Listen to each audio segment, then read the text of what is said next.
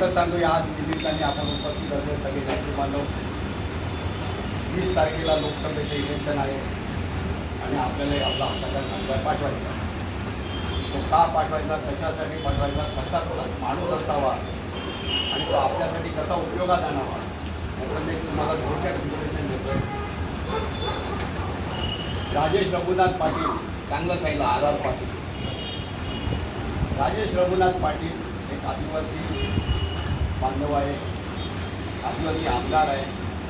आपले 3 आमदार आहेत, साधारण 20-21 लाख मतं आहेत. त्याच्यामध्ये 12 लाख मतं आपली आहेत आणि 8 लाख मतंही वेगवेगळ्या 3 मतदारसंघांची. म्हणजे जवळजवळ 2.5 मतदारसंघ, 3.5 मतदारसंघ आपला आहे आणि 2.5 मतदारसंघ हा आपल्या तालुक्याच्या बाहेरचा आहे, म्हणजे आपल्या आमदारकीच्या क्षेत्रातल्या बाहेर. राजेश एक सिटिंग आमदार आहे. आमदार व्हायच्या अगोदर तो ठाणा डिस्ट्रिक्ट बँकेच्यावर डायरेक्टर म्हणून होता. त्याच्या अगोदर तो वसई पंचायत समितीचा सभापती होता.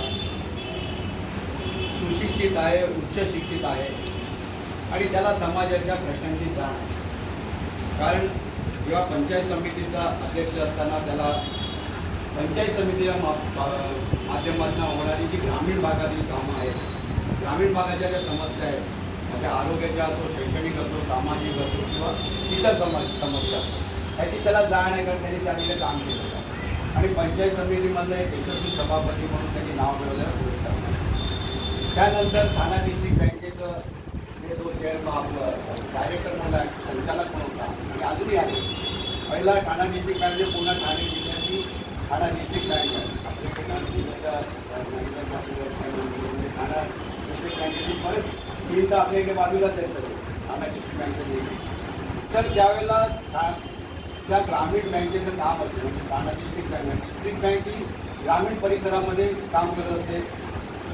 कृषी काम आहे त्यांचं, वैद्यकीय काम आहे, आरोग्याच्या दृष्टीनं काम आहे आणि खास करून कृषीशी निगडीत असलेलं पशुपालन, मग ते पोल्ट्री असो किंवा दुग्ध व्यवसाय असो, याला पूरक असणारे निधी हे त्या बँकेला जात असतात.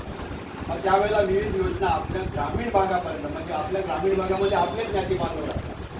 आपण वसई विरारमध्ये कोण राहतो, तर आपण या 6 तालुक्यामध्ये अधिक मुंबई असं सगळ्यांचं वसई तालुक्यात राजधानी, म्हणजे आपल्या तालुक्यामध्ये वाड्या तालुक्याची लोक राहतात, विक्रमगड तालुक्याची राहतात, कलासरीची राहतात, डहाणूची राहतात, पालघरची राहतात, वसईची लोक आणि प्लस मुंबईची लोक, असं सगळ्यांचं मिळून बसलेलं वसई विरार शहर आहे, जे आपल्या समाजाची लोक येऊन लोकप्रियता निमित्त, कामानिमित्त किंवा शिक्षणाच्या दृष्टीकोनाला इकडे येऊन स्थलांतरित. आणि आपल्या सगळ्यांचं जे ओरिजिनल कुटुंब आहे ते कुठे आहे, तर आपल्या ग्रामीण भागामध्ये, म्हणजे पालघर तालुक्यात, डहाणू तालुक्यात किंवा वाडा विक्रमगड तालुक्यात.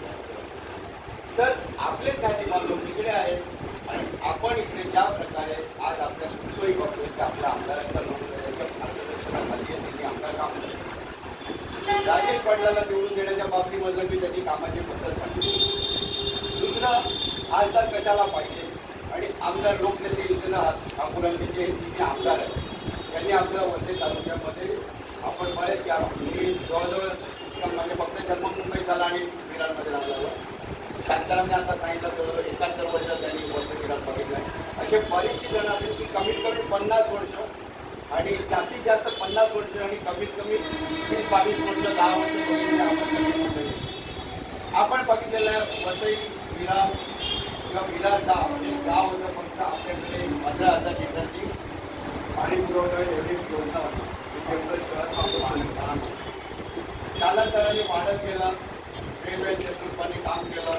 त्यांनी सांगितलं आता तुझ्या नेतृत्वाबद्दल बोलणार नाही, कारण आपण एक कामाची दिशा आपल्या आतापर्यंतच्या कामाच्या पद्धतीमध्ये मी कधी दुसऱ्याबद्दल बोललेलो नाही. आपलं काय व्यवस्थित आहे ते सांगायच्या लोकांना पडलं तर लोक आपल्याला कुठे येणार. साधं गाडी दुसरा टीका करून माणूस बोलता होते, स्वतःच्या कर्तृत्वाने बोलता होतो, असं की एकंदरीत माझ्यामध्ये तरी आचरण केलेलं आहे आणि आमच्या लोकांना ती शिकवण आहे. कधीच विरोधी पक्षाबद्दल बोलायचं नाही, आपण काय केलं ते सांगायचं. राजेश पाटील एक चांगला आमदार म्हणून होता, त्याला चांगला खासदार म्हणून बनवायचा. तो जेव्हा आमदार झाल्यानंतर त्यांनी ग्रामीण भागामध्ये भरपूर संपर्क वाढवला. बोईसरचा मतदारसंघ, बोईसरपासून ते आपल्या वसईच्या नायगाव पाणीपर्यंत पूर्व एवढ्या प्रचंड संपर्कामध्ये, त्याच्यामध्ये आपल्या महानगरपालिकेचा आणि रेल्वेचा जो भाग येतो तो त्या आपल्या कार्यक्षेत्रामध्ये. या प्रकारे आपल्याकडे शहर वाढत गेलं. शहरामध्ये पाणी समस्या होती, आरोग्याची समस्या होती, शिक्षणाची समस्या होती. हे सगळं आपण समोरून बघितलेलं आहे. जेव्हा लोक ते इंद्रजीत ठाकूर प्रथम आमदार झाले तेव्हा आपल्या शहरामध्ये फक्त पेल्ला डॅमचं 10 मिली पाणी येत होतं आणि आपल्या शहराला ते पुरवलं जात होतं. म्हणजे आपलं शहर आहे ना बशी आहे, बशी. इथे बाईंदरची खाडी, इथे बेळतणाची खाडी आणि त्याच्यामध्ये आपण बसलेलो आहे. त्या एवढ्या मोठ्या क्षेत्रफळामध्ये सगळ्या सोयी सुविधा पुरवणं म्हणजे फार जिकिरीचं काम. आता जिकिरीचं काम असणं म्हणजे तिकडे तुम्हाला स्वतःच्या योजना बनवायला लागतात, स्वतःचे सोर्स डेव्हलप व्हायला लागतात आणि मग तुम्हाला योजना बनवायच्या आणि त्या योजनासाठी पैसे लागतात. पैशाचा सोंग करता येत नाही, कारण आपण काय घरपट्टीच्या जीवावर नगरपालिका किंवा नगरपालिका किंवा ग्रामपंचायत पगार पण करू शकत नाही अशी परिस्थिती असते. मग त्याला वेगवेगळ्या वित्त आयोगाचे पैसे येतात, 15व्या वित्त आयोगाचे पैसे येतात, गव्हर्नमेंटच्या ग्रांट येतात, त्याच्यानंतर रेव्हेन्यू नाल्याचे पैसे मिळतात, त्याच्यानंतर नगरोत्थानमधनं पैसे मिळतात, अमृतमधनं पैसे, अमृत सिटीमुळे शासनाची योजना त्याच्यामधनं मिळतात, सॅटेलाईटमधनं मिळतात. अशा वेगवेगळ्या योजनांची जेव्हा अनुदान येतात त्याच्यामध्ये 45% सेंट्रलचा हिस्सा, 25% स्टेटचा हिस्सा आणि 30% आपला हिस्सा असा एक तो रेशिओ असतो. त्याच्यामध्ये आपल्या योजना बसवायला लागतात, त्याच्यासाठी डिटेल प्रोजेक्ट रिपोर्ट बनवायला लागतो, त्याला DPR म्हणतात. आणि ते 400, 500, 600 कोटीचे जसं प्रोजेक्टची तुमचं जशी प्रोजेक्टची साईज तसे त्याचे पैसे असतात. मग ते मिळवण्यासाठी आपला एक अंकाचा खासदार लागतो. मी बऱ्याचशा गोष्टीचा आता सगळ्यांनी सांगितलं. नो डाऊट की एक अभ्यासू नगरसेवक म्हणा किंवा कार्यक्षम नगरसेवक म्हणा अशा प्रकारे काम करत असल्या कारणाने मी लोकनेत्याच्या फार जवळ आहे. बऱ्याचशा योजनांचा मी साक्षीदार आहे. योजनांचा पाठपुरावा करण्यातला एक जी कोर कमिटी असेल त्यातला एक मेंबर आहे. आपला जेव्हा खासदार झाला त्यावेळेला आपल्याला या योजना आल्या. म्हणजे वसई तालुक्यामध्ये 2009 साली आपली महानगरपालिका झाली. त्याच्या अगोदर 4 नगरपालिका झाल्या. पहिला आपल्याला उद्गावचं पाणी आलं, त्याच्यामध्ये आपण 4 नगरपालिका घेत होतो. त्याच्यानंतर ते पाणी कमी पडण्याच्या कमी पडेल याच्या अंदाजाने दूरदृष्टीने विचार करून आपण 95 साली सूर्याची पहिली योजना आणली. हे 95 साली हे पाणी आलं. सूर्याची उद्गावची योजना 95 साली आली. दुसऱ्या योजनेची टेक्निकल सायकल आणि ॲडमिनिस्ट्रेटिव्ह आपल्याला तांत्रिक आणि प्रशासकीय मंजुरी आपल्याला 96 साली आपण मिळवायला सुरुवात केली आणि 98 साली त्या योजनेच्या पहिल्या टप्प्याचं काम लागलं. 2000 साली त्या कालांतराने काहीतरी अडचणी आल्या प्रशासकीय लेवलला आल्या. त्यावेळेला सिडको आणि MMRDA आणि महाराष्ट्र असा एक प्रांगण उभं राहिलं आणि थोडे दिवस ती योजना थांबली. एक मताची किंमत सांगतो आपण कधी आपल्याला कोण म्हणजे एक खासदार पाठवून काय करणार त्यासाठी मी एक खास सांगतो. त्यावेळेला विलासराव देशमुखांचं सरकार होतं आणि 241 आणि 245 एवढ्या गणितावर लढत होतं. म्हणजे एका मताची किंमत त्यावेळेला एक सरकार असं होईल नाही तर सरकार होईल. अशा परिस्थितीमध्ये असताना त्यावेळेला मी नारायण मानकर, जितूबाई, राजू नाना अशा आमची सगळी मंडळी त्यांना फोन येत होते. आपा तुमचं मत काय, तुमचं मत का? आपा म्हणतो जो माझं काम करेल त्याला माझं मत. एका वाक्यात त्याचं उत्तर होतं. मग काय काम आहे? मी येणार नाही, माझे कार्यकर्ते मला ऑफिसच्या बाहेर जाऊन देत नाही. कारण त्यावेळेला घोडा बाजार जोरदार चालत होता. कोणी ह्या रिसॉर्टला होतं, कोणी त्या रिसॉर्टला होतं, कोणत्या पंचतारांची हॉटेलला होतं. अशी परिस्थिती होती. 8/2010 जून आहे. 2000 सालची जून महिना. या परिस्थितीमध्ये असताना तिकडे गेल्यानंतर आज दुर्दैवाने ते दिल्लीचे खांदेकर नाही आहेत, आरोग्यमंत्री होते त्यावेळेला. त्याच्यानंतर सगळी ही टीम RR पाटील होते. आपण आपल्या 4 योजना मंजूर करून घेतल्या आणि त्या सूर्याचं जे थांबलेलं काम होतं ते जुन्या इफेक्टिव्ह दराने आपल्याला दिलं आणि त्याच्यामध्ये प्रचंड पैशाची बचत होऊन आपल्याला सूर्याच्या योजनेला सिग्नल मिळाला आणि सूर्याच्या योजनेचं काम चालू झालं. त्याच वेळेला आणखी 2-3 कामाची कमिटमेंट मिळाल्या. त्यातली अजून काही निघालेली आहेत, काही अजून काही पूर्ण झालेली आहेत. अशा पैशाची करू पण पाणी पुरवठ्याच्या योजनेला त्यांना पैसे मिळाला आपल्याला. जेणेकरून तो जो 3-5-8 असा एक शासकीय शब्द आहे, एक सिस्टम आहे. त्या योजनेमध्ये आपल्याला तो GR पास झाला आणि आपल्याला पाणी पुरवठ्याची दुसरी योजना मिळाली आणि 100 MLचं पाणी आपण अधिकचं आपल्या शहरामध्ये 2006 साली घेऊन आलो. जेणेकरून शहर वाढत होतं. शहर वाढताना पाणी कमी पडत होतं. पाणी कमी पडत होतं म्हणून दुसरं पाणी पाहिजे होतं ते आपण शहरामध्ये मिळवलं. त्यानंतर 2009 साली महानगरपालिका झाली. अख्ख्या तालुक्याचं एक महानगरपालिकेमध्ये रूपांतर झालं. 40 नगरपालिका विलीन झाल्या आणि शासनाने घेऊन 2009ला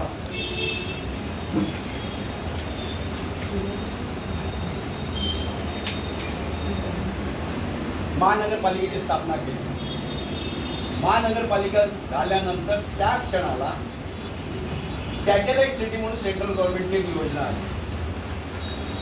सॅटेलाइट सिटीच्या योजनेमध्ये आपला समाविष्ट करण्यासाठी आपण पुष्कळ प्रयत्न केले. महानगरपालिका लेवलला आपला त्याचा समावेश झाला आणि त्यानंतर आपला खासदार झाला आणि त्या सॅटेलाइट सिटीच्या माध्यमातून ज्या आज आपल्या बसेस मिळतात त्या 100 बसेस आपल्याला मिळाल्या. त्याच्यामधनं आज आपलं जे STPचा प्रोजेक्ट आहे, सिवरेज ट्रीटमेंट प्लांट, आपल्या बऱ्याचशा जणांच्या बिल्डिंगचा समोरून सेंट्रलाइज सिवरेज सिस्टम गेला आहे. म्हणजे मुंबई महानगरपालिकेनंतर झाली असेल पहिली योजना ती आपल्या या शहरामध्ये आहे. विरारचा STP नंबर 2 आणि 1 त्या योजनेमध्ये आपल्याला पैसे 186 कोटी रुपये आले. त्याच्यामध्ये ती योजना आपण राबवून घेतली. त्याच्यानंतर त्याच वेळेला पाणी पुरवठ्याच्या तिसऱ्या योजनेचा आपण प्रयत्न चालू केले. नगरोत्थानमधनं आपण त्याला पहिल्यांदा आपल्या नगरपालिका लेवलला मार्गदर्शनासाठी नेत्यांच्या आणि महापौरांच्या सगळ्यांच्या आणि बॉडीच्या प्रयत्नांनी आपण त्या योजनेसाठी पाठपुरावा चालू केला. आणि 2012 साली आपण एक ठराव घेतला आणि 2014 साली आपण पाणी आपल्याकडे असलं तर शासन योजना देते, पाणी सोर्स नसेल तर नाही देत. आपण सूर्या नदीतलं दुसरं पाणी 100 ML रिझर्व केलेलं पाणी मागून घेतलं हक्काने. आणि सुनील तटकरे त्यावेळेला पाटबंधारे मंत्री होते आणि अजितदादा फायनान्स मिनिस्टर होते. आणि अप्पांचे त्यांच्याशी असलेले रेग्युलर अप्रोच संबंध आपण ती योजना त्यांच्याकडनं मिळवली आणि 2014 साली ती आपण कार्यवहीत केली. जानेवारी 2014ला आपण जर टेंडर काढलं. जानेवारीच्या 24मध्ये म्हणजे नोव्हेंबरच्या एप्रिलच्या 24 तारखेला 2014ला खासदारकीचं इलेक्शन झालं. त्यात बळीराम जाधव निवडून आले आणि बळीराम जाधव आल्यानंतर आपण त्या योजनेला सरकारकडनं पैसे मिळवले आणि आपल्याकडे त्या सॅटेलाईट योजनेला पैसे आले. आपल्याकडे या पाणी पुरवठ्याच्या योजनेला नगरोत्थानमधून पैसे मिळाले. ह्या 2 योजना आपल्याकडे काढलेल्या आहेत. मी स्वतः शेवटचा आठवडा होता आणि गुजरात गॅस कॉर्पोरेशनला आपल्या इकडचं काम देण्यासाठी बळीराम जाधव, मी होतो, नारायण मानकर होतो, दिल्लीला आम्ही पेट्रोलियम मिनिस्टरकडे भेटलो. त्याच आठवड्यामध्ये ते टेंडरचं स्वरूप फायनल स्टेजला होतं आणि गुजरात गॅस कॉर्पोरेशनला हे अक्षर थाईपासून ते भाईंदरपर्यंतचं गॅस सप्लायचं घरोघरी गॅस हाऊस गॅस प्रोजेक्ट मिळालं. आज ते कार्यान्वित झालेलं आहे. 50% घरांमध्ये गॅस पोचलेला आहे. अजून त्या गॅसमध्ये पुढचे टप्पे चालू आहेत, काम चालू आहे. तो गॅस आता आपली जर घरगुती गॅसची गरज पूर्ण झाल्यानंतर तो इंडस्ट्रीला देण्याचं प्लॅनिंग चालू झालेलं आहे. इंडस्ट्रीला तो जर प्लॅनिंग झालं आणि इंडस्ट्री आपल्याकडे वाढल्या तर त्यांना रोजगार निर्मिती होईल आपला उद्देश आहे. म्हणून आपण तो गॅस इंडस्ट्रीसाठी कसा मिळेल त्याचा सुद्धा प्रयत्न चालू केला. हे झालं आपल्या एका खासदाराच्या त्यावेळेला झालेलं काम. हे काम मिळालं, ते मिळालं. सॅटेलाईटमध्ये पैसे मिळाले, टिप्पर्सला पैसे मिळाले, छोट्या टिप्पर्सला पैसे मिळाले. प्लस आपल्या डम्पिंग ग्राउंडला वसईमध्ये मोठं डम्पिंग ग्राउंड आपल्या शहराचा कचरा आज जो 800 मेट्रिक टन डेली कचरा आपला तिकडे जातो त्याच्यात पण वाढ झालेली. त्याच्यावरती प्रक्रिया करण्याचं केलं तिकडे आपण त्या पैशाचा चालू केलं काही लेवलला आणि आता त्या दुसऱ्या टप्प्यासाठी आपले प्रयत्न चालू. आता आपण आणखीन 2 प्रोजेक्ट शासनाकडे सबमिट केलेले आहेत. त्याच्यातले 2 टेंडर्स खाली पण आहेत की अमृत 2 योजना आली. अमृत 2 योजनेमध्ये आपल्या शहरामध्ये आता MMRDमधनं आणखीन 185 ML पाणी आपण उपलब्ध केलेलं आहे की आपल्या शहराला आता चालू झालेलं आहे. आता पाण्याची कुठेच आपल्याकडे कमतरता नाही आपल्या शहरामध्ये. म्हणजे पहिला फक्त 10 ML बेल्लारचं होतं. आमदार जेव्हा निवडून आले त्याच्यानं पहिली योजना आणली 35 कोटीची, त्याच्यामध्ये 20 ML पाणी ते उपलब्ध झालं. 95 साली ते पाणी आपल्या शहरामध्ये आलं. 2006 साली 100 ML आणखीन आलं. त्याच्यानंतर 2017 साली म्हणजे वॉरपुटिंग महाराष्ट्र जीवन प्राधिकरणाच्या डायरेक्टर बोर्डाच्या मीटिंगमध्ये उल्लेख झाला की एवढ्या कमी कालावधीमध्ये पाण्याची 100 MLची एवढी मोठी योजना पूर्ण करणारी महाराष्ट्रातली म्हणजे त्या देशातली म्हटली तरी एक महानगरपालिका 3 वर्षामध्ये फॉरेस्टच्या अडचणी दूर करून ते बनवून घेतली. आणि बऱ्याचशा फॉरेस्टच्या कामांसाठी अप्पा फोन लावायचे फॉरेस्ट ऑफिसरला आणि तिकडे मी आणि माचीगड साहेब होते. आम्ही स्वतः जाऊन नागपूर, भोपाळ आणि ह्याला नाशिकला अशा सगळ्या ठिकाणी जाऊन मग आपल्या इकडे लँड खरेदी केली, ती फॉरेस्टला दिली, मग फॉरेस्टने आपल्याला लँड दिली. पुष्कळ अडचणी असतात पण त्याच्यानं आपण सक्सेस झालो आणि तेही पाणी आपल्या शहराला. तेही पाणी कमी पडेल म्हणून आपण MMRD मार्फत जी योजना चालू करून घेतलेली त्याचं पाणीसुद्धा आपल्याला नोव्हेंबरपासून चालू झालं. म्हणजे आज शहरामध्ये जवळजवळ 10 MLD कुठे आता आपण 400 MLD पर्यंत पोहोचतो. आणि ह्याच्याच जोडीला भविष्यात पाणी कमी पडू नये म्हणून आपण ढेरच्या धरणाचे 165 कोटी रुपये महानगरपालिकेने भरून स्वतःच्या मालकीचं ते धरण मिळेल अशी प्रोव्हिजन करून ठेवलेली आहे. कोलसापाडा 2चं काम 70% झालेलं आहे. दुसरीच्यासाठी पैसे भरलेले आहेत. असे साधारण आणखी 400 MLD पाणी आपण रिझर्व करून ठेवलेलं आहे की येणाऱ्या कालावधीमध्ये जसं शहर वाढत जाईल तसं पाण्याची गरज आपल्याला ती पूर्ण करते. मग त्याच्यासाठी लागणारे DPR आता कोलसापाड्याचा DPR झालाही, नगरोदरला गेला पण त्याला पैसे लागणार. आणि मग त्या सेंट्रल ज्या योजना आहेत सेंट्रलमधनं 45% पैसे आणण्यासाठी आपल्याला एक हक्काचा खासदार पाहिजे. जसा एक आमदारांनी अख्खं विलासराव सरकार का वाचवलं तसा आपला एक आमदार आता त्यांनी सांगितलं तो एक आमदार आणखी 5 आदिवासी आमदारांचा चांगलं एकत्रित करेल आणि त्यांनी स्वतःची एक ताकद करेल. पण एक लक्षात घ्या, आपल्याला आज सगळ्या पक्षांच्या पुढे फक्त आपणच आव्हान दिलेलं आहे. कारण आपल्याकडे एवढा विकास आपण केला आणि आपण विकासाच्या पुढे मतं मागतो आहे. तसंच हे करत असताना आपण लोकांमध्ये सुद्धा आहे. आता मी उदाहरण दिलं म्हणून सांगतो, अख्ख्या कोरोनामध्ये आमदार आणि त्यांची जी काही जवळची मंडळी आहे एकही दिवस कोणी घरात स्वतःपासून आम्ही पण घरात नाही बसलो. पहिल्या दिवसापासून मला वाटते 22 मार्चला पहिला काही झालं, लॉकडाऊन झालं बरोबर. लॉकडाऊन डिक्लेअर झालं 22 ते 24 मार्च 2020ला. त्या दिवसापासून किंवा 1-1 मीटरच्या अंतराने सगळे बसायचे, 1-1 मीटरच्या अंतराने असे बोल बसायचे. मला माहीत नाही घरामध्ये कधी कुठली वस्तू आणायची. मला 1 महिन्यासाठी काय किट लागलेलं तिकडे अभ्यास झाला माझा स्वतः. कारण तिकडे किटमध्ये काय काय द्यायचं आणि तिकडे कळलेली एक माहिती सांगतो. आपण तूर डाळ, मूग डाळ, उडीदाची डाळ किंवा मसूर डाळ फार जणांच्या कमी लोकांच्या घरामध्ये येत असेल. एका व्यापाऱ्याकडे बसलेलो तर त्यांनी सजेस्ट केलं तुम्हाला प्रोटीन्स आणि ताकद द्यायची असेल, इम्युनिटी डेव्हलप करायची असेल तर ह्या कुठल्या डाळी देऊ नका, मसूर डाळ. आम्ही त्याच्यामध्ये आणखी 1 किलो मसूर डाळीचं सुद्धा पॅकेट टाकतो. आणि असं करून समाजामधल्या ज्या माणसाला त्याची गरज आहे, जो एखादा त्याच्यापर्यंत मागणाऱ्याला तर दिलं पण लाजे खातर मागत नाही, परिस्थिती खातर बाजूला बोलत नाही, त्याची परिस्थिती शेजाऱ्याला माहिती असते, अशी सुद्धा व्यक्ती आपण शोधून काढल्या. ह्या हाताच्या हाताला कोण दिलं नाही पण त्याच्या घरपोच आपण त्याची एक सामाजिक बांधिलकी होती. एक लोकांबद्दल आपण राहतो इतके वर्ष त्याची आपली देणे कधी होतो आपण त्याचं ते देणं ऋण कसं फेडता येईल समाजातलं हे या माध्यमातून आपण फेडतो. त्यानंतर कोणाला वॅक्सिन लागलं, कोणाला पॉलिसीजुड्या लागलं, कोणाला रेमडेसिवीर लागलं, कोणाला दुसरी औषधं लागली, कोणाला इम्युनिटी डेव्हलपचे डोस लागले, सी व्हिटॅमिन वाटला. जे जे शक्य आहे ते करण्याचा प्रयत्न केला. आणि एवढं करत असताना इंदानी ट्रस्टच्या माध्यमातून अनेक ठिकाणून डोनेशन घेऊन आणि आपण जवळजवळ आत्तापर्यंत म्हणजे गेले कोरोना संपल्यानंतर सुद्धा 6 महिने वर्षभर आपण लोकांना व्यवस्थित 2 टायमाचं जेवण देतो. इव्हन हे जेवण देत असताना काही सरकारी ऑफिसेसमध्ये जेवण यायचं ते सांगायचे बाबा आम्हाला इथे डबा पाठवा, तिकडे डबा पाठवा. अशा प्रकारे आपण ह्या सगळ्या सोयी केल्या. कोणाला गावाला जायची होती त्याची सोय केली, त्यांच्या इतर गोष्टीची सोय केली. हे करत असताना शालेय शिक्षण किंवा कॉलेजचं एज्युकेशन देणाऱ्यांना त्यावेळेच्या काळामध्ये काही तुमच्या सवलती सुद्धा.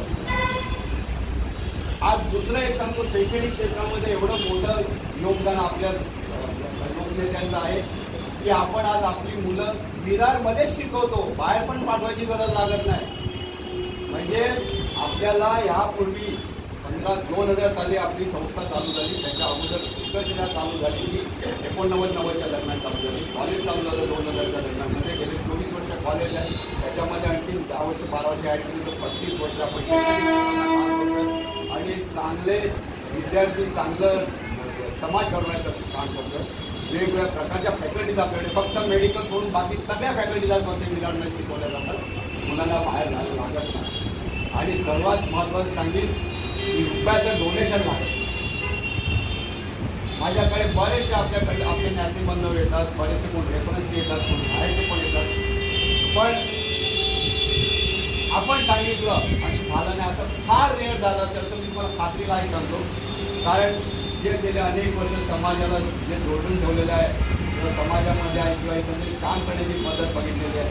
सगळ्यांनी सांगितलं की आम्ही प्रफुल्लकडे जातो, पण प्रफुल्ल नाही काम करतो. प्रफुल्ल कोणाकडे काम येतो ते सगळ्यात महत्त्वाचं आहे. नाहीतर ते असं व्हायचं की चॉकलेट काकाने दिलं, पैसे कोणी दिलं तर त्याला कळलंच नाही. तसं व्हायला नको. पण या मागे प्रेरणाशक्ती ही आमदार आहे. आपलं बहुजन विकास आघाडी यंगस्टर ट्रस्टच्या माध्यमातून करत असतं आणि हे सगळं करत असताना एक समाजातून चांगलं काम करण्याची संधी मिळत असते आणि ती संधी तुमच्यामुळे प्राप्त होत असते. हे बिलकुल मोठा नाही. कोणी जरी इतके सगळे सांगत असतील तुम्ही माझ्या जोडीला आहेत म्हणून मी इकडे आहे, मी इकडे आहेत म्हणून तुम्ही इकडे आहेत असं नाही आहे. तुम्ही आहेत म्हणून मी आहे आणि आपण असेच राहूया.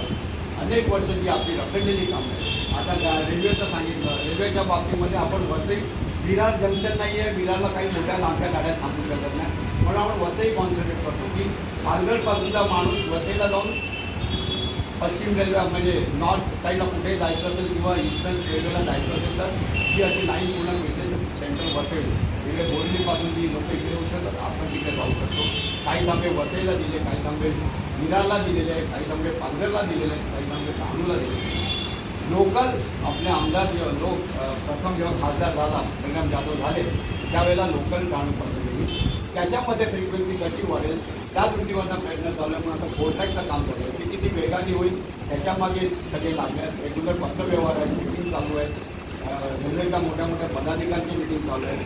काही ठिकाणी ब्रिजेस डेव्हलप करायचे त्या मीटिंग चालू आहे. शहरामध्ये रस्ते रुंदीकरणाचं आहे, त्याच्यामध्ये बरेचसे लोक कधी सुखावले पण जातील, पण जास्तीत जास्त लोक सुखावले जातील असं प्लॅनिंग चालू आहे. त्याचे DPR बनवून रेडी आहे.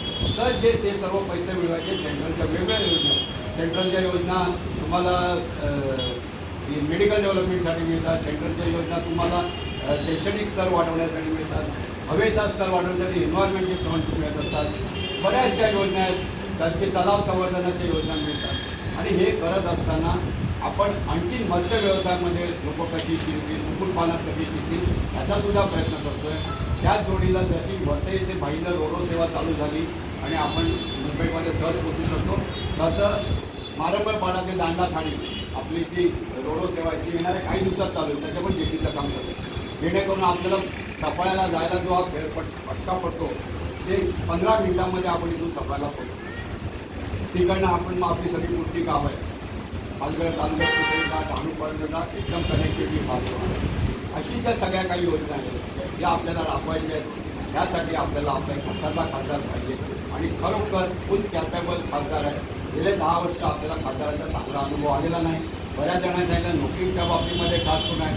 आपल्या तिकडे पेसा ॲक्ट चालू झाला आहे. या ठाणे जिल्ह्यामध्ये जेव्हा पालघर जिल्ह्याचं विभाजन झाल्यानंतर जसे जेवढे आदिवासी बांधव आहेत त्याचे कितीतरी जास्त पटीमध्ये आपले कुंडी बांधव आहेत, आगरी बांधव आहेत, कोळी बांधव आहेत, अंधारी बांधव आहेत, सगळी किनारपट्टी आपल्याकडे. ह्या सगळ्यांची संख्या जास्त आहे. आपण फाईट करतो, दोनदा मोठा ओबीसीचा मोर्चा काढला तिथे कुठेतरी रेस्ट्रिक्ट करायचा प्रयत्न करू, पण या खासदारांनी जसं कोणीतरी आता सांगितलं खरोखर नंदुरबार भरलं काय त्याचं लोकल क्रिकेट देणं घेणं नाही. त्यामुळे ह्या गोष्टी चालू झाल्या. कुठं नातं नाही, होतं नाही, काय नाही, फक्त राजकारणात सब्जेक्ट आहे एवढ्या दृष्टिकोनातून झालं. त्यामुळे आपल्याला याला कुठेतरी आळा बसायचा असेल, शमवायचं असेल, कुठेतरी गोष्टी थांबवायच्या असेल तर आपल्याला आता हक्काचा खासदार देणं गरजेचं आहे. म्हणून आपण सगळ्यांनी 20 तारखेला आपण आपल्या मित्र परिवारामध्ये, आपल्या नातेवाईकामध्ये, आपल्या आईवडिलांना, आपल्या भावाभावांना सांगून शिर्डी या निशाणीवर शिक्का मारून राजेश पाटलांना विजयी करावं असं सगळ्यांनी आवाहन करतो. आणि आपल्या लोकनेत्यांनी जसे 3 आमदार आहेत तसे 1 खासदार इथे येऊन एक मजबूत ताकद तयार केली उद्या आपण आपली कुठल्याही गोष्टी, आपल्या कुठल्याही अडचणी आपण दूर करू शकतो. एवढं बोलतो. इथेच थांबतो. माझ्याकडे राहिला असेल तर सॉरी. बाकी कधीही या सेवेशी तत्पर आहे. जेवढं शक्य आहे तेवढं काम करण्याचा प्रयत्न करतो. नाकारत नाही. एक तुम्हाला फॅक्ट सांगतो, नाकारत नाही. माझ्याकडे आलेला माणूस ॲटलीस्ट अर्धा कप चहा पिऊन जाणार. त्याच्या कामासाठी इकडनं ऐकतो, दुसऱ्या ठिकाणून फोन लावणार. त्याला सांगणं जाऊन भेट काय होते तेवढं सांगून परत सांगायला नाही आला म्हणजे त्याचं काम झालं समजतो. बरोबर काम नाही झालं समजतो. दुसरी गोष्ट त्याच निमित्तानं आपल्याकडे चांगली पतपेढी चालू आहे. आपल्याकडे विवेक समाजाचे उपक्रम होत असतात. आज भरपूर चांगली उपस्थिती दिसते. अशी व्यवस्थित उपस्थिती सतत राहावी म्हणून माझ्या डोक्यात काल एक कल्पना आली. कारण आम्ही एक बघत असतो आम्ही काही 4-5-15 लोक आहेत, म्हणजे आमचे आईवडील काम करत होते, माझे वडील काम करत होते, आनंद भाऊंचे वडील काम करत होते, अशोकचे वडील काम करत होते, ह्यांच्याकडचे काम करतो, मामा करतायत, ही सगळी जी त्या प्रसादचे आजोबा काम करायचे, अशी जी सगळी कामं करणारी मंडळी, ह्याचे वडील होते, रुपेशचे वडील, ही विरारमध्ये म्हणजे फार जुनी मंडळी, त्यांची मुलं आज दिसत आहेत. नवीन समाज जोडलेला कमी जाणवतो, कारण प्रत्येकजण कामात बिझी असेल किंवा त्यांची वेगवेगळे व्यवसाय असेल तर त्या दृष्टिकोनातनं वेळ मिळत असेल. पण संघटित राहण्यासाठी कुठला तरी एक दिवस निवडत जा, महिन्यातनं एका दिवशी भेटत जा. बरीचशी आपल्यातली मुलं चांगल्या ठिकाणी सर्व्हिसला आहेत, बरीचशी चांगली पदावर आहेत, कोणी चांगल्या तहसील ऑफिसला आहे, कोणी कलेक्टर ऑफिसला आहे, कोणी म्युन्सिपाल्टीमध्ये, कोणी विरार म्युन्सिपाल्टीमध्ये, कोणी ठाणा म्युन्सिपाल्टीमध्ये, कोणी शिक्षण खात्यामध्ये आहे. आणि मला एखादं काम असेल तर मी सूर्या शोधत फिरतो, बाबा कोण आहे का कोण आहे का कोण आहे का, तिला फक्त आता आपल्या बाजूला बघतात. तर आपल्याला आपल्या लोकांची कामं करण्यासाठी आपल्या समाजातील मंडळी आहेत. आणि नो डाऊट कोण किती माणूस कसाही असो त्याला समाजाबद्दल एक आदर असतो. गेल्यानंतर तो तुमचं काम कसं होईल या नजरेने तो लगेच मार्गदर्शन करतो. हे मला आलेले अनुभव सांगतो, कारण मी माझ्या एका SRA प्रोजेक्टसाठी कलेक्टर ऑफिसला गेलेलो. कलेक्टर ऑफिसला गेलो, मी 7व्या माळावर गेलो, तिकडे 6व्या माळाला आलो तर बघतो तर आमच्या वर्गाची मुलगी तिकडे तहसीलदार होऊन बसली. अल्पा इकडे काय तुम्ही तहसीलदार आहे, इकडे तहसीलदार आहे मागणी बरोबर. वर्गात मी 15 वर्ष एकत्र शिकलेलं माहिती नाही. तसंच एखादा जातवाला भेटतो, म्युन्सिपाल्टीमध्ये गेलो तर बरेचसे आपल्या जातवाले इंजिनियर आहेत. जेव्हा सिटी इंजिनियरकडे जातो तेव्हा तो एक महाल आहे, कोण म्हणजे पोर आहे, कोण म्हणजे पाटील आहे, तो उसरणीचा आहे. आपण एवढी जवळची मंडळी असते आणि आपण लांब दुसऱ्याला लायझनिंग देत असतो. तर अशा प्रकारे आपली लोक असतात, आपल्याला कळलं पाहिजे. म्हणून मी सुजितला एक परवा कल्पना दिली, सुजित तू यंग आहे, त्याच्यात आता आम्ही आता खरोखर सांगतो की म्हातारपणाकडे कल चालू राहू. ताकद दिसते, सगळं वाटते, समोर दिसताना वाटतो की व्यवस्थित आहे, की म्हातारपणाकडे नसलेला वाटतो. पण शरीर सांगते की आता आपल्याला थांबायला पाहिजे. तर आता आम्हाला थांबायचं तर तुम्ही तयार झाले पाहिजे आणि तुम्ही तयार होण्यासाठी कोणीतरी तरुण माणूस पाहिजे. म्हणून मी याला सांगितलं, हा स्वतः चांगला एज्युकेटेड आहे, सोम्या कॉलेजला प्रोफेसर होते, इलेक्ट्रिकल इंजिनियर आहे, चांगलं साहित्यिक आहे, चांगला कवी आहे, चांगलं विडंबन करणार आहे, चांगलं हे देणार आहे. पुष्कळ गुण आहेत त्याच्यावर. आणि जे गुण बघितलं की आम्ही माणसं बोलतो हा आमचा गुण आहे. तर त्याला मी सांगितलं, तुझे ते काम कर, तुला हे सगळं एवढं ज्ञान आहे ते कुठेतरी शेअर कर ना. आणि शेअर करायला कुठलं तरी व्यासपीठ पाहिजे, कुठलं तरी एक तुम्हाला साईट पाहिजे. त्याशिवाय तुम्ही ते डेव्हलप करू शकत नाही. तर त्याला तू इनिशिएटिव्ह घे जे आणि एखादी चांगली साईट तयार कर आणि तिकडे आपल्या समाजातली जी एज्युकेटेड क्लास आहे तुम्ही पहिला एकत्र राहा. मग लाटे खातर तुम्ही आम्हाला बोलवणार आहे. जर माझा मुलगा मुलगी त्याच्याकडे जॉईन झाली तर ती घरी येऊन जाणार, बाबा आम्ही आज असे जमलेले आणि आम्ही असं ठरवलं आहे, तर तुम्हाला थोडासा वेळ काढायला लागेल. प्रत्येक आईवडील मुलांनी सांगितलं वेळ काढणार. कितीही महत्त्वाचं काम मी माझ्यावरच सांगतो, माझं कितीही महत्त्वाचं काम असलं मला छोकरी सांगितलं सोनू मोजणी, बाबा जरा आज असं जायचं बघा ना, ते पोटपोट करता आलं तर काय करतो बघतो. आणि समोर सांगतो मला असं जायचं चालेल का नाही आलं तर का रे का नाही, जर छोकरीवर जायचं साहेब छोकरीवर जायचं हे मी जात नसेल जातो. तसं करून मी याला काल सांगितलं आणि त्यालाही ते पटलं. आता तो त्याप्रमाणे कसं हा इंजिनियर आहे म्हणजे मी ओळखतो ते सांगतो, नंतर हे आहेत सगळे असे तुम्ही सगळे या एकत्र, काहीतरी समाजामध्ये तुमचा उपयोग होईल.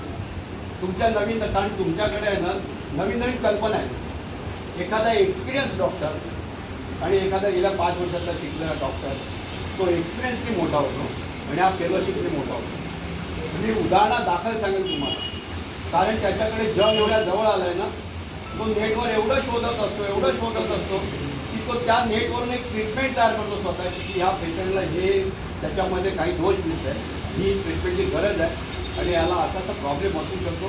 तो लगेच चेक करतो आणि त्याचा ड्राफ्टिंग वाढवून तो कुठेतरी एक्झिक्यूट. आणि तोच पेशंट एक 30-35 वर्षातला एक्सपिरियन्स डॉक्टर आहे, तो पण तो शोधून काढतो कारण तो अनुभवाने आहे. तर हा अनुभव आणि तुमचं नॉलेज, तुमचं ग्रास्पिंग, तुम्ही मिळवलेली माहिती, तुम्ही जवळ आणलेलं जग जर एकत्र आलं तर पुष्कळ मोठ्या गोष्टी घडू शकतात. तर त्या आपण ठेवल्या पाहिजे. तर सगळ्यांनी मिळून अशी एक चांगली इनिशिएटिव्ह घ्यायला मी रिक्वेस्ट करतो, विनंती करतो. आणि आपण या दृष्टिकोनातनं सुद्धा समाजाचं चांगलं जे नेक्स्ट जनरेशन आहे आपल्यानंतर ते चांगलं व्यवस्थित सगळ्यांच्या उपयोगी जसं ठरवूया. पुष्कळ बोललो, कंटाळा आला सॉरी, पण शेवटी आम्ही बोलायला लागल्यावर थोडंसं विषय मिळाला की बोलत जातो. आता ही आमच्या नगरपालिकेचं बरोबर आहे. आता कोणाला माहिती आहे तिच्याकडे गेले तर बरंच काम आहे की साहेबांपर्यंत तुम्हाला नेऊ शकते, तिथे तुम्हाला प्रभूसाण्याची पण गरज लागणार नाही. म्हणजे तुम्ही जर एकत्र नाही आले तर तुम्हाला कळणारच नाही. आणि नो डाऊट तिच्या मागे प्रफुल्ल साने नाव ऐकलं तर आणखी डबल काम होणार तीच सांगेल. कारण प्रफुल्ल सानेच्या मागे कोणाचं नाव आहे हे सगळ्यांना माहिती, हे सगळ्यात महत्त्वाचं आहे. तर आपण सगळे असे एकत्र राहूया आणि 20 तारखेला आपलं कर्तव्य बजावूया आणि आपल्याला खऱ्या अर्थाने आपल्याला आपला फायदा बीसीसाठी पाठवू. नम्र विनंती करतो.